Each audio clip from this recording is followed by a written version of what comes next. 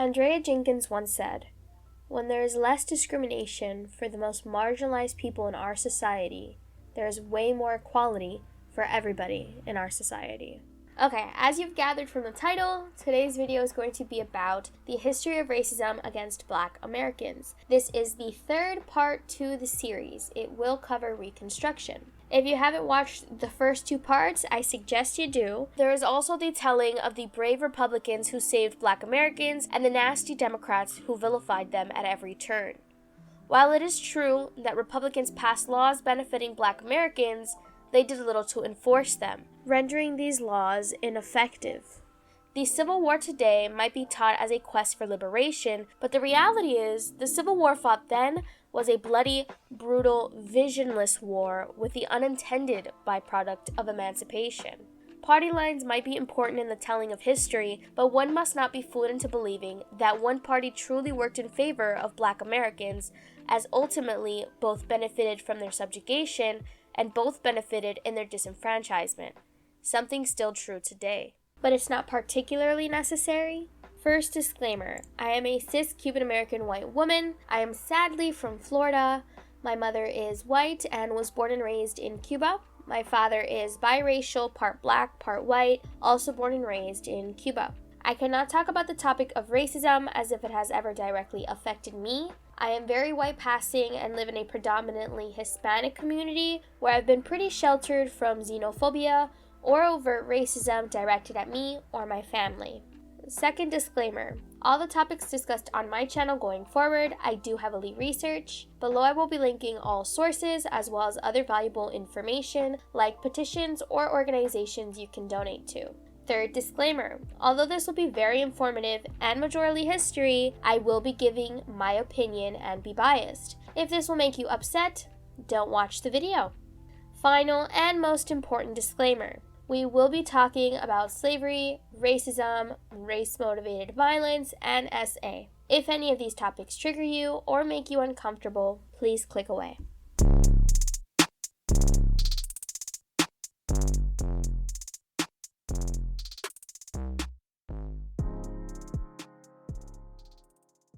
After Lincoln died on April 15, 1865, Andrew Johnson became president. I am going to be honest. I do not like him. I hate this man. He was a huge downgrade and quite frankly a Southern racist piece of trash. But with him in office, we begin the period of Southern Reconstruction. During Reconstruction, many white writers argued that without slavery, Black people were reverting to criminal savagery. The belief that the newly emancipated Black people were a, quote, Black peril continued into the early 20th century. For example, that of Thomas Page, writer of the 1898 Red Rock, a Reconstruction novel with the heinous figure of Moses, a loathsome and sinister Black politician. Moses tried to forcibly take a white woman, quote, he gave a snarl of rage and sprang at her like a wild beast. He was later lynched for a quote-unquote terrible crime. Writers like Page lamented that the slavery era, quote, good old darkies had been replaced by the quote-unquote new issue, whom he described as, quote, lazy, thriftless, intemperate, insolent, dishonest, and without the most rudimentary elements of morality. Page, who helped popularize the images of cheerful and devoted mammies and sambos in his early books, became one of the first writers to introduce a literary Black brute, aka Moses. The quote-unquote terrible crime most often mentioned in connection with the Black brute was R-word, specifically the forcible taking of a white woman. At the beginning of the 20th century, much of the virulent anti-Black propaganda that found its way into scientific journals, local newspapers, and best-selling novels focused on the stereotype of the Black R-worder.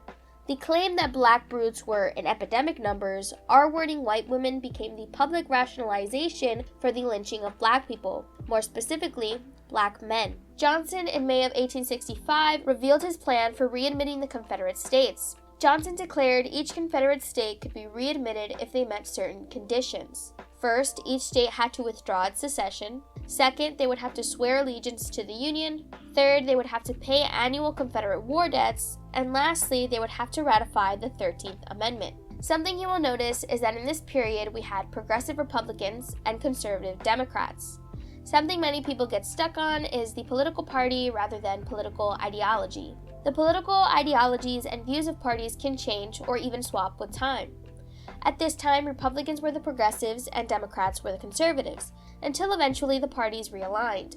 Political realignment is defined as a rare, significant, long-term change in the voting behavior and party identification of the electorate, or the citizens eligible to vote. Johnson's plan angered many radical Republicans as it failed to address the needs of former slaves. For instance, the issues of land, voting rights, and protection under the law. Although Johnson supported abolition, he did not want Black Americans to receive the right to vote. He said, quote, "White men alone must manage the South." There were many instances of non-compliance from the southern states. For example, Mississippi refused to ratify the 13th Amendment. I think a quote that summarizes this coming period in history is ex-slave Thomas Hall, who said, quote, "Lincoln got the praise for freeing us, but did he do it? He gave us freedom without giving us a chance to live to ourselves, and we still depend on the southern white man for work, food, and clothing, and he held us out of necessity and want in a state of servitude, but little better than slavery." In Texas, after the war ended in April of 1865, Union General Granger's arrival in the city of Galveston that June gave freedom to Texas's 250,000 enslaved people. Although emancipation didn't happen immediately to all slaves, there were widespread celebrations between newly freed Black Americans, and Juneteenth was born. Juneteenth became a formal holiday on June 17, 2021. However, Texas has had it as a formal holiday since 1979, and there have been many festivals to commemorate the day. Emancipation in history is often portrayed as a process rather than event. Emancipation was the most important event in the lives of all slaves in the United States. This marked a new era and a new way of life for freed slaves. It was the day of Jubilee. Henry McDeal Turner, a free Black man living in D.C. at the time, detailed this event when he said, quote, "It was indeed a time of times and a half-time. Nothing like it will ever be seen again in this life." Despite instances of non-compliance, in December 1865, the newly elected Southern legislators arrived in Washington to take their positions. Just so you can see the garbage that is Johnson, 58 of the legislators had previously sat in the Congress of the Confederacy, 6 served in the Confederate cabinet, and 4 fought against the Union as generals, and Johnson pardoned them all. With the ratification of the 13th Amendment in December 1865, you would suppose slave patrol tactics would end or subside, right? Wrong. With the insurrection scare in Christmas 1865 and the increased Black peril, patrol techniques were continued by Southern whites in the post-war era, either legally by means of county and city police or illegally by vigilante groups. Post-war police forces used the military tactics they learned during the war to be even more forceful. They would transform patrolling into a highly effective but still legal means of racial oppression, building upon the practices that many pre-war police forces had used when acting as urban patrollers. The violent methods of slave patrols would also be adopted and renewed by groups dedicated to white supremacy. Union officials overtaking Southern law enforcement were often as racist as the Southern men they replaced. Incidentally, rural slave patrols and city police controlling urban freedmen continued to operate for a short time under Union occupation, with or without direct supervision. Many white Southerners expected Union officers to keep the racial hierarchy intact. However, Northern officers applied any useful techniques they could to keep their territory under control. Freedmen would flood into Southern cities, creating a state of chaos, frightening Southern whites. In turn, federal authorities tried to forbid the freedmen from leaving their plantations, unless work could not be found at all. As freedmen refused to listen, rightfully so, federal officials reinstituted a pass system making all persons, white or Black, Army or civilian, to carry a pass. This system was used to over-police Black people and gave Southern white police forces free rein to reimpose old restrictions of servitude. Those without a pass would be arrested or, worse, beaten. Black people would have to show their pass to every Southern policeman who, according to Albert Brooks, a free Richmond stable keeper before the war, would, quote, "stop him on every corner of the street and make it nearly impossible for him to carry on his business." The first instance of reparations to the Black community from the federal government came in the form of Order 15, or more commonly known as 40 Acres and a Mule. Before we discuss this order, we must discuss the massacre at Ebenezer Creek.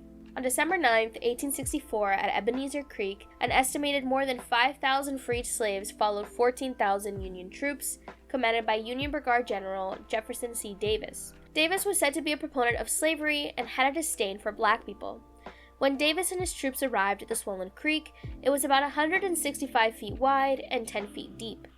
Confederate horsemen were on their trail, so Davis ordered his engineers to build a temporary pontoon bridge to cross it. By midnight, the bridge was ready, and Davis's 14,000 men began their crossing. While crossing, Davis ordered his provost marshal to hold the freedmen back, quote, for their own safety, because Confederate Major General Joseph Wheeler's horsemen would contest the advance.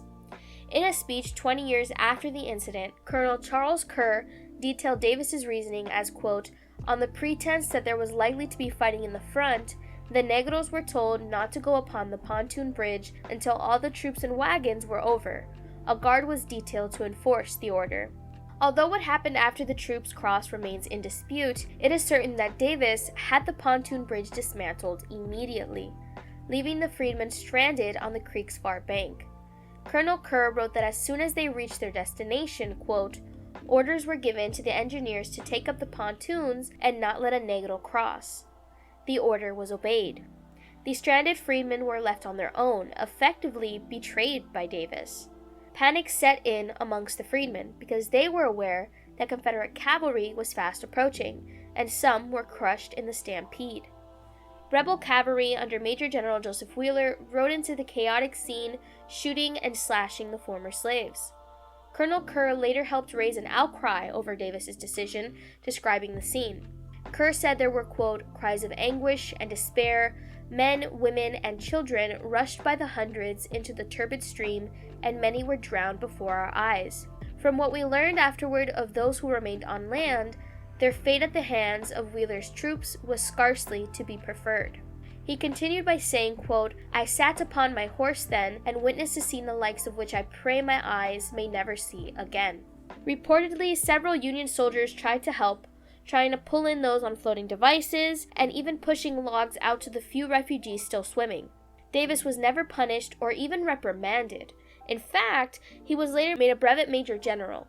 To no one's surprise, Union authorities justified the incident at Ebenezer Creek as a, quote, military necessity. None of the officers involved were ever officially reprimanded. Most of them advanced in their military and later civilian careers. Some historians contend that the unfortunate events were not a coincidence, but part of Davis's plan to rid himself of the former slaves.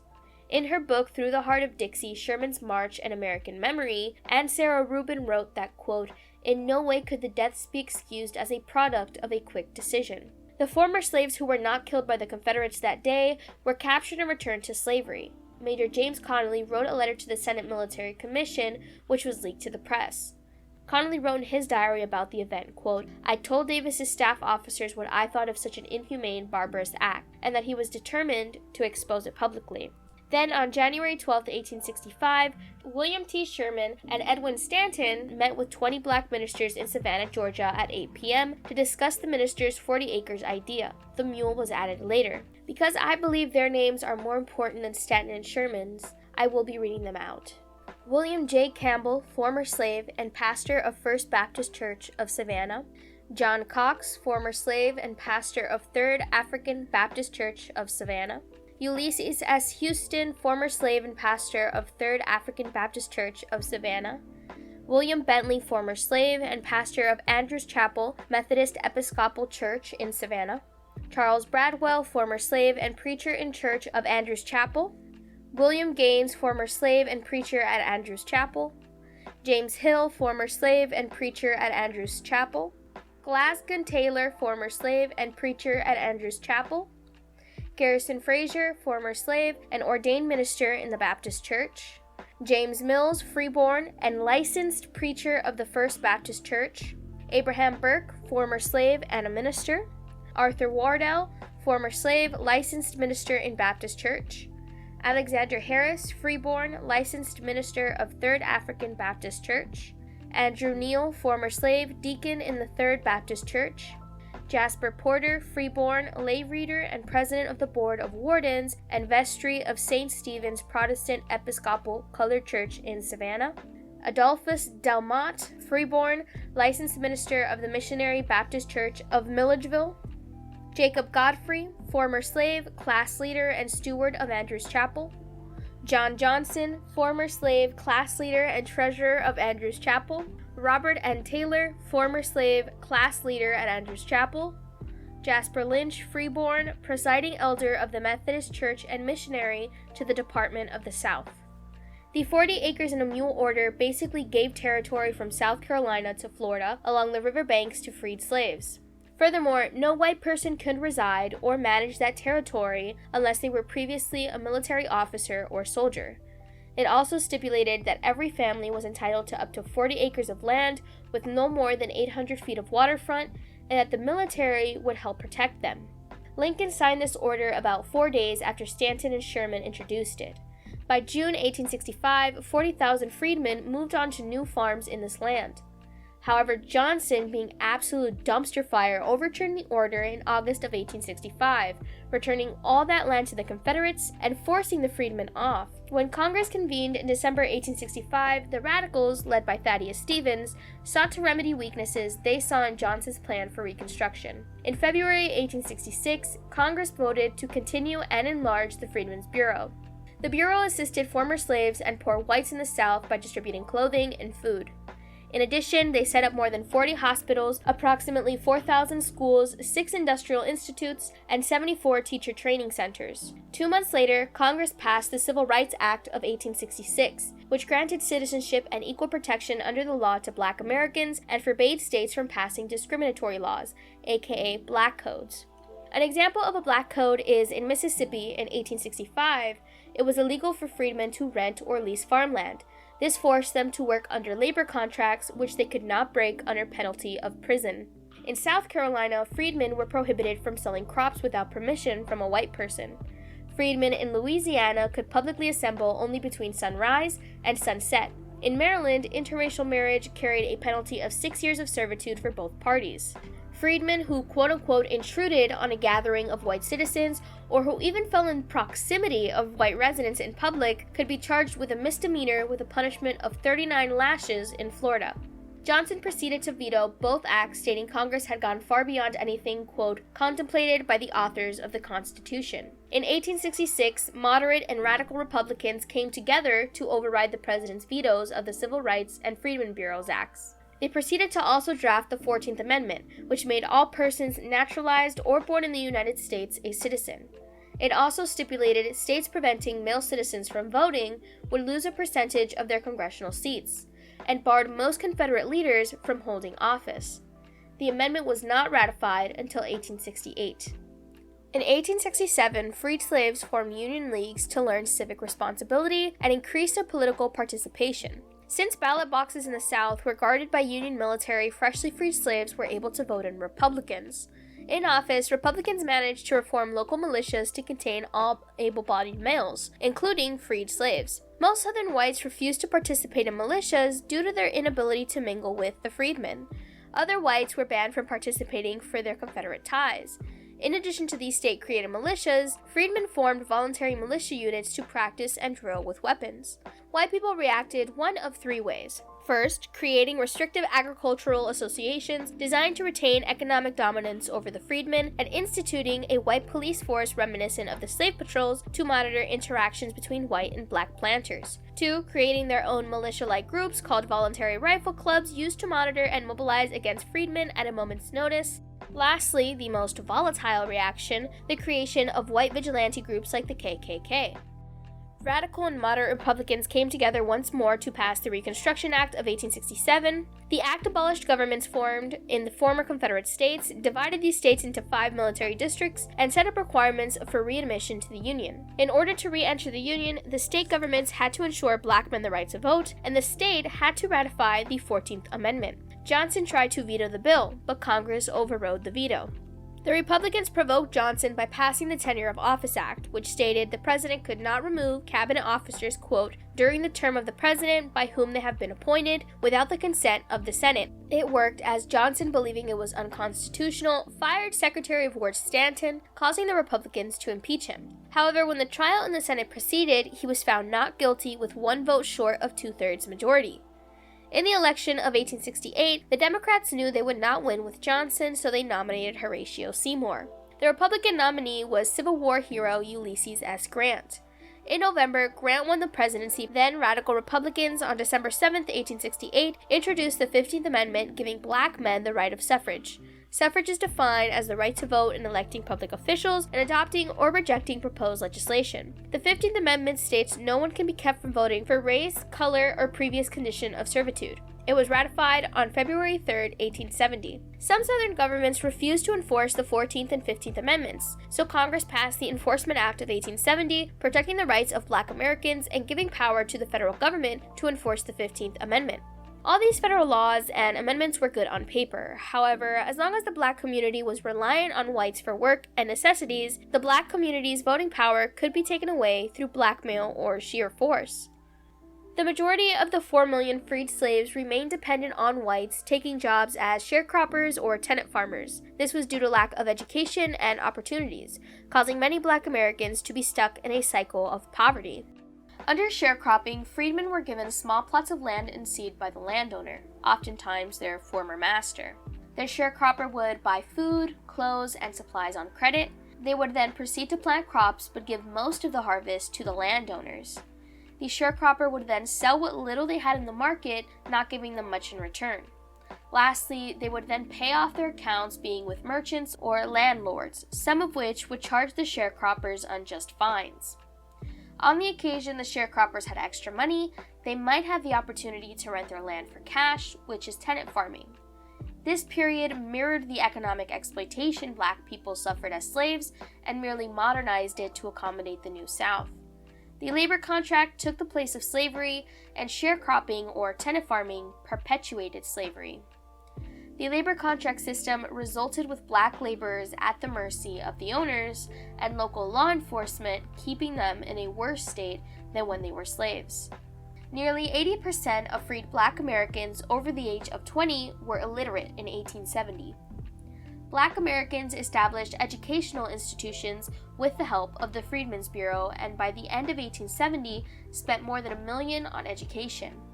It has been estimated that at least 1 million homeless black Americans scattered throughout the South, and many estimated the number to be closer to 4 million at the end of the Civil War. Although the Freedmen's Bureau was tasked to helping freed slaves, Johnson's actions and policies undermined the Freedmen's Bureau's efforts. This left approximately 4 million former slaves in the same position prior to the Civil War. Many historians credit Reconstruction's failure to the failure of land reform in the South. Reconstruction resulted in the foundation of black Americans' economic dependence as tenant farmers and day laborers rather than economic equality. This is something that during the Great Depression will lead to higher rates of homelessness and poverty. The period from 1865 and 1877 saw growing black community involvement in politics at all levels. By 1867, many former slaves played an increasing role in political organizations and won increasing number of offices. After 1869, black voting resulted in the election of 2 black Mississippi members of the United States Senate, Hiram Revels and Blanche Bruce. They also helped in electing 20 black congressmen, 8 from South Carolina, 4 from North Carolina, 3 from Alabama, and 1 each from the other Confederate states. Freedmen also began forming their own churches and strengthening their family and community ties. Contrary to the Sambo mentality many historians say the black community adopted, they in fact kept moving forward, constantly striving for a bigger and better future. The peace did not last long, as the domestic terrorist organization the Ku Klux Klan commenced in Pulaski, Tennessee in 1866. The Ku Klux Klan, or the KKK, or the Klan, follows the ideology of white supremacy. White supremacy is an ideology that asserts the superiority of whites over black, indigenous, or people of color. Whiteness, white pride, or white identity politics is a disgusting concept used to exclude groups not deemed valuable. The Great Replacement theory is something spearheaded by Fox News and Tucker Carlson to increase anti-immigrant feelings.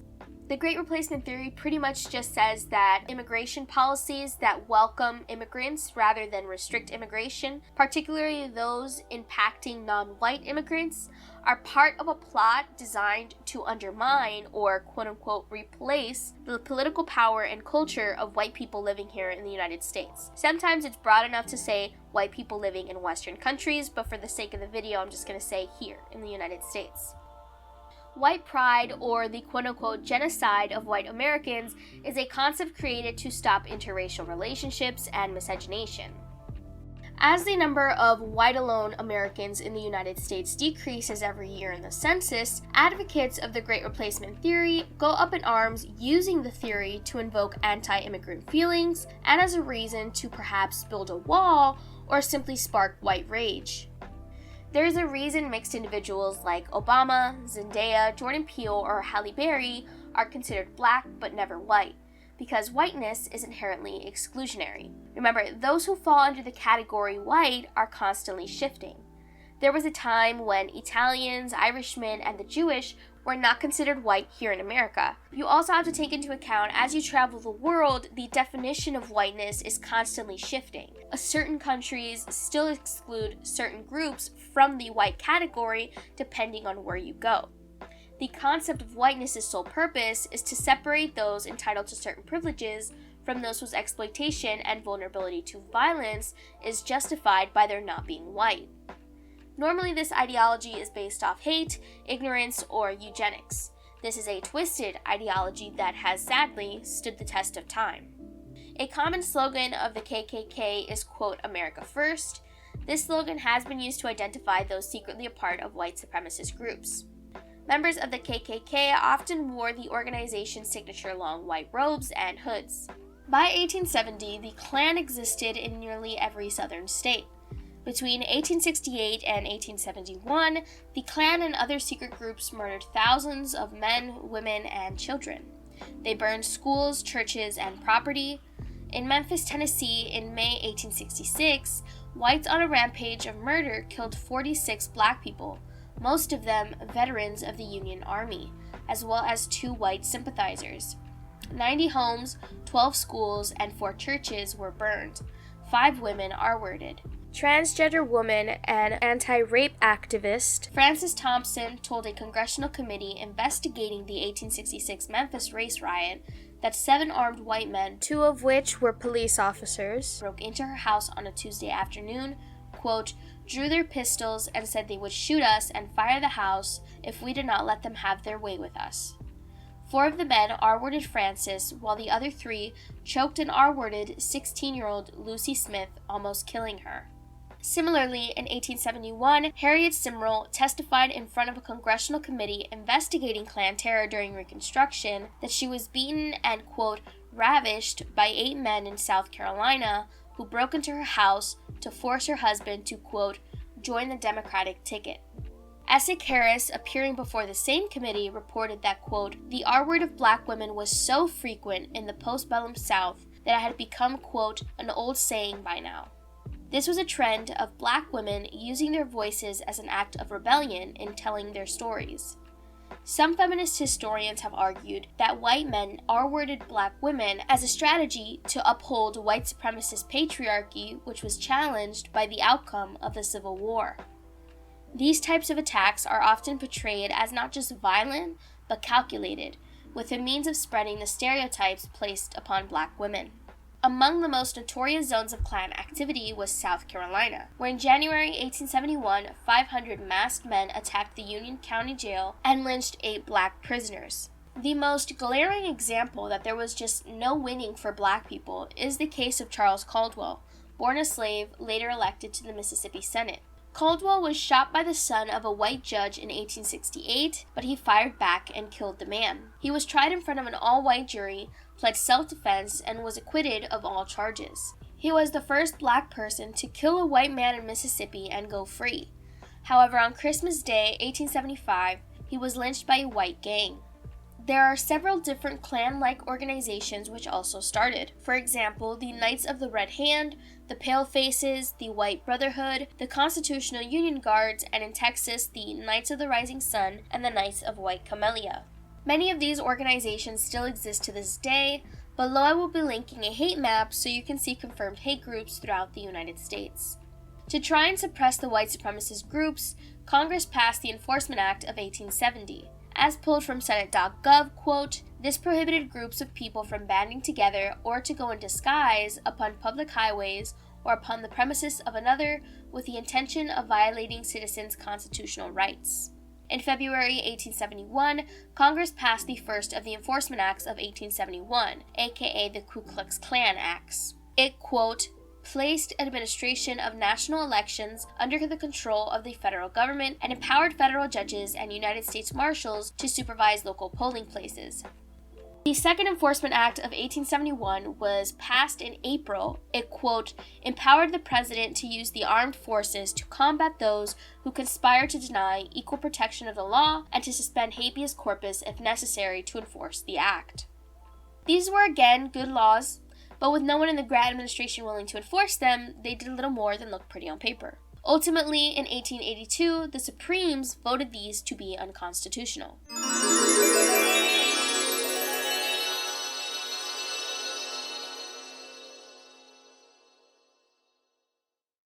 The end of the 19th century saw the rise in, quote, "men on the tramp." The term tramp was first used after the Civil War to refer to men who were without home and without family. Although tramps had a reputation for begging, stealing, and threatening, the truth is that most were merely on the road looking for work and adventure. According to estimates between 1873 and 1874, there were 40 million people in America. 3 million are thought to be tramps. In the late 19th century, available records showed that black men were a significant presence among arrested tramps, lodging residents, and transients in cities diverse as Philadelphia, Kansas City, and D.C. It was much harder for black tramps to survive due to discrimination. They had a harder time finding lodging or getting assistance from passerbys by begging.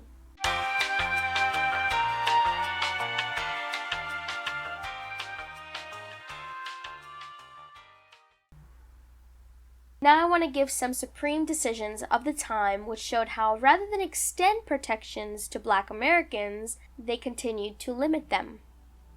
The 1873 Slaughterhouse Cases ruled most civil rights were state rather than federal rights and therefore unprotected by the 14th Amendment.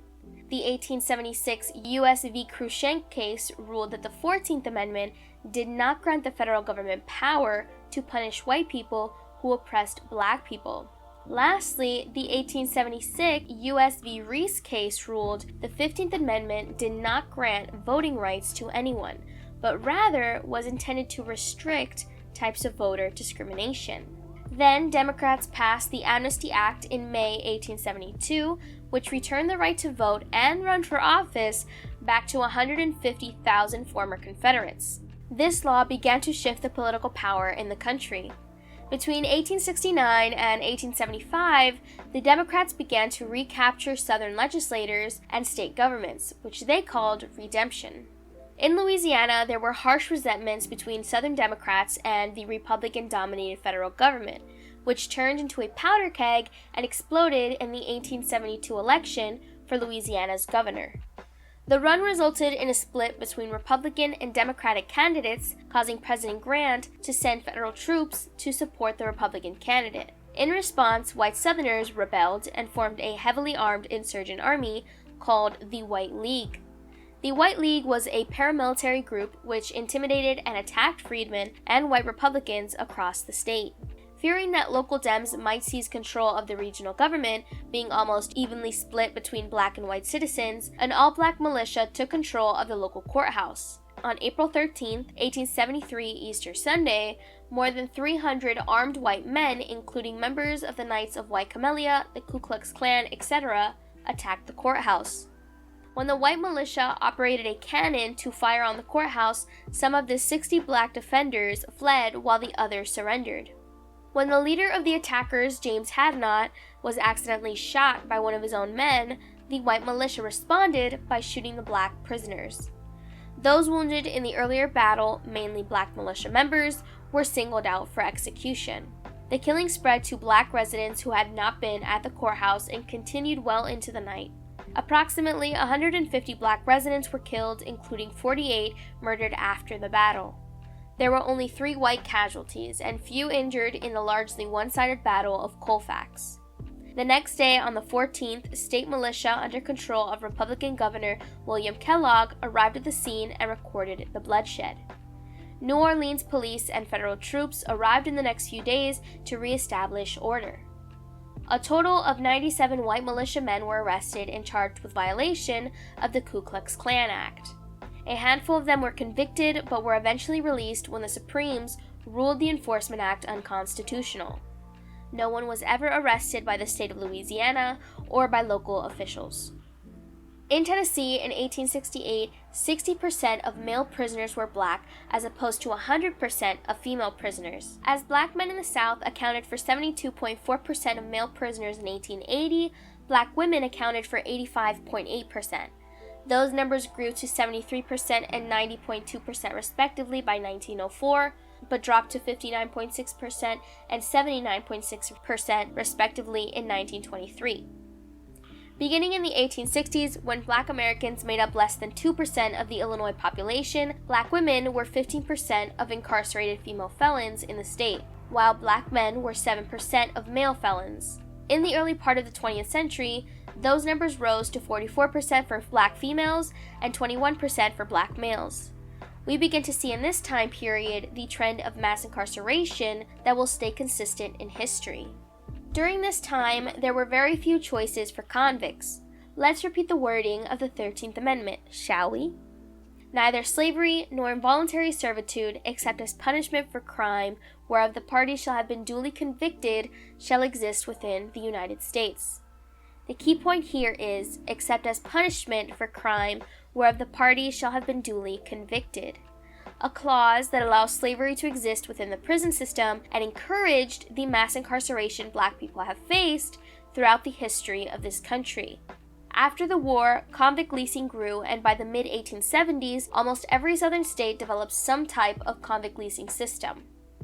Many former slaves, either jailed for petty offenses or simply kidnapped, were seized by convict leasing so soon after the 13th Amendment that they never knew freedom. For them, convict leasing didn't revisit slavery because they never left it.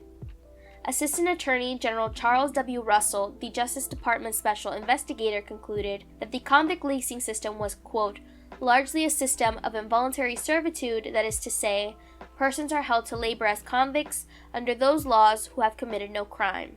Ultimately, the state did one of 3 things. 1. Lease the convicts to private interests.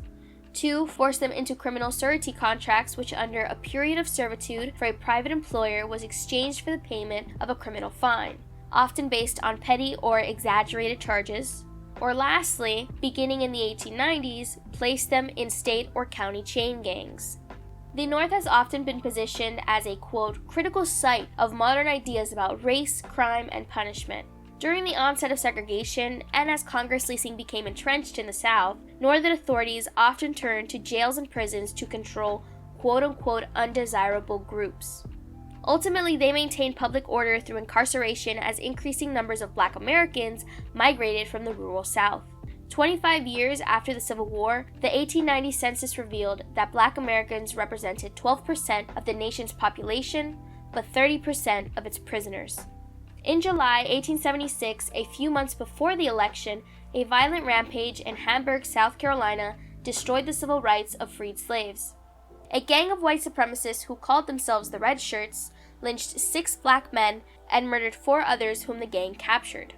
Benjamin Tillman led the Red Shirts, and the disgusting success of the massacre propelled him to a 24-year career as the nastiest racist in the United States Senate. Although Tillman and 93 other Red Shirt members were indicted by the coroner's jury, they were never prosecuted and continued to menace black residents. When the 1876 election took place in the Edgefield district of South Carolina, employers told black employees that they would be fired if they voted to maintain biracial state government. Landowners also threatened black residents with eviction. Ultimately, fraudulent white ballots were cast in, and the total vote exceeded the voting population. This was due to conservative Democrats' efforts to seize control of South Carolina's government from the biracial coalition that held office during Reconstruction. Later, Senator Tillman boasted that, quote, the leading white men of Edgefield had decided, quote, to seize the first opportunity that the Negros might offer them to provoke a riot and teach the Negros a lesson. South Carolina from here instituted a system of segregation and black exploitation that persisted for the next century. In 1940, the state legislature of South Carolina erected a statue honoring Tillman on the Capitol grounds, which still stands there to this day. Furthermore, in 1946, Clemson, a public university, renamed its main hall in Tillman's honor. In September 1876, a quote-unquote rifle club of more than 500 whites crossed the Savannah River from Georgia and camped outside Hamburg. A local judge begged Governor Daniel Henry Chamberlain to protect the black population, but to no avail. The rifle club then moved on to Ellington, South Carolina. Accounts indicate that field crews, families at home, evening political meetings, and even church gatherings were targets of white supremacist domestic terrorism. Only the intervention of the United States Army ended the killing spree. Captain Thomas Lloyd negotiated a compromise with the leader of the gun club, A.P. Butler, which called on both unorganized armies to retire and disband. At least 2 whites were dead, with 3 wounded, while estimates of the death toll among black residents ranged from 30 to more than 100. Among the dead was state legislator Simon Cocker, who was shot in the head while praying for mercy. Despite malicious rhetoric on the part of Governor Chamberlain and the Republicans, the only action that followed was an official call for all unauthorized armed associations to disband.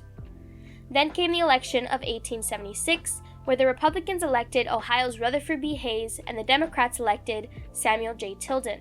Rutherford B. Hayes ended up winning, however, I wouldn't say it was a legitimate victory. Hayes had 166 electoral votes, needing the electoral votes from the 3 southern states who had not finished counting in order to win.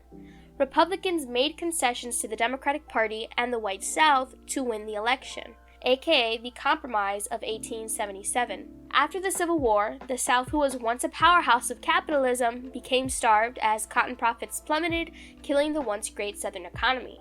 Northern conservative elites formed a coalition with Southern conservative elites to try and undo the many strides the black community made in the South while effectively exploiting poor white Southern farmers who saw black Americans as the enemy rather than allies. Why? Money. Of course, racism was a factor, but as Horace Mann Bond, who studied Alabama Reconstruction, said, quote, accumulations of capital and the men who controlled them were as unaffected by attitudinal prejudices as it is possible to be. Without sentiment, without emotion, those who saw profit from an exploitation of Alabama's natural resources turned other men's prejudices and attitudes to their own account and did so with skill and ruthless acumen. Ultimately, the Democrats would give Hayes the election if he did 3 things. 1. Withdrew troops from Louisiana and South Carolina, 2 of the 3 southern states the Republicans still controlled. 2. Gave federal money to build a railroad from Texas to the West Coast as an incentive to the poor white farmers. And lastly, if Hayes appointed a Southern conservative to his cabinet. With the compromise created, Hayes was inaugurated and Southern Reconstruction formally came to an end. I want to end the video by saying that we must fight to properly educate the next generation. In school, Reconstruction was taught to me as successful overall, even if there were some failures, when in reality, it was a failure with very few successes. We do not truthfully teach the many failures America has faced in its long trek to giving equality to its citizens. I'm sure as Americans, we've often heard the term 9/11, never forget. I need that same energy for slavery, a tragedy that persisted for many years due to conscious choice. Those who wish to hide the past will only push America towards fascism. We must teach these failures so we can succeed in garnering less discrimination to marginalized groups and create true equality and equity in this country. In the next video, we'll be discussing the Jim Crow era. Don't forget to like and subscribe before you leave. If you have nothing nice to say, keep it to yourself because I would hate to have to roast you in the comments. Thanks for listening.